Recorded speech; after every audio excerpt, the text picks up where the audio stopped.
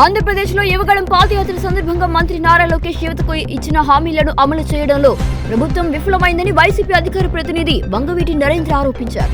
మీడియాతో మాట్లాడిన ఆయన ప్రతి ఏడాది జనవరి 1వ తేదీన జాబ్ క్యాలెండర్ విడుదల చేస్తామని, ప్రతి నిరుద్యోగికి నెలకు 3,000 రూపాయల చొప్పున నిరుద్యోగ భృతి కూడా అందిస్తామని, ఫీజు రియంబర్స్మెంట్ ఎలాంటి జాప్యం లేకుండా అమలు చేస్తామని లోకేష్ హామీ ఇచ్చారని గుర్తు చేశారు.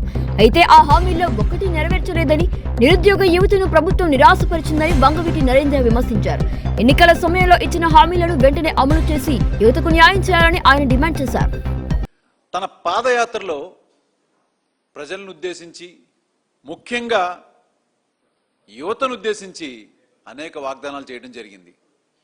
ఏంటిదంటే, ఈ లోకేష్ రేపు అధికారంలోకి వచ్చిన తర్వాత ప్రతి సంవత్సరం జనవరి 1 మీకు ఉద్యోగ అవకాశాలకు సంబంధించిన క్యాలెండర్ రిలీజ్ చేస్తానన్నాడు.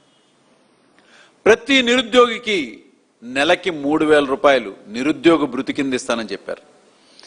ఏదైతే ఫీజు రియంబర్స్మెంట్ ఉందో అది ఎక్కడా కూడా ఆలస్యం చేయకుండా రిలీజ్ చేస్తున్నాను, తప్పనిసరిగా దానికి నేను మాటిస్తున్నానని చెప్పని ఎన్నో వాగ్దానాల్లో, ముఖ్యంగా యువతను ఉద్దేశించి ఇచ్చినటువంటి ఈ వాగ్దానాల్ని అధికారంలోకి రావడం జరిగింది.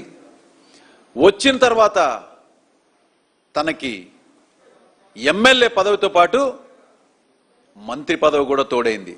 విద్యాశాఖ మంత్రి పేరుకి విద్యాశాఖ మంత్రే, కానీ ఇవాళ లోకేష్ తీసుకునేటువంటి నిర్ణయాలకి సకల విధ్వంస శాఖ మంత్రిగా రాష్ట్రంలో పేరొందుకున్నాడు ఆయన. ఎందుకంటే ముఖ్యంగా ఫీజు రియంబర్స్మెంట్ ప్రతి త్రైమాసికానికి 700 కోట్ల రూపాయలు ఇవ్వాలండి. ఇప్పటికీ 12 త్రైమాసికాలు అయినాయి, అంటే 8,400 కోట్ల రూపాయలు. అది కాక ఎలక్షన్ కోడ్ వచ్చిందని చెప్పని 2024 జనవరి మార్చి సంబంధించినటువంటి త్రైమాసికంలో 700 కోట్లు, అంటే మొత్తం 9,100 కోట్ల రూపాయలు ఈ రాష్ట్రంలో యువతకి ఫీజు రియంబర్స్మెంట్ రూపంలో మీరు చెల్లించవలసినది. దానికి గాను ప్రభుత్వం ఎంత చెల్లించాలని చెప్పని లెక్కలు చెప్పారు. కేవలం 2,900 కోట్ల రూపాయలే ఇచ్చామని చెప్పారు. మరి మిగతా డబ్బులు ఎవరు కట్టాలి? ఆ తల్లిదండ్రులు కాలేజీలకు వెళ్తే మీ ఫీజులు బకాయిలు ఉన్నాయి, మీరు కడితే తప్పించి మీ పిల్లలకి సర్టిఫికెట్లు ఇవ్వమని చెప్తుంటే వారు ఆ గోడు ఎవరికి వినిపించుకోవాలి?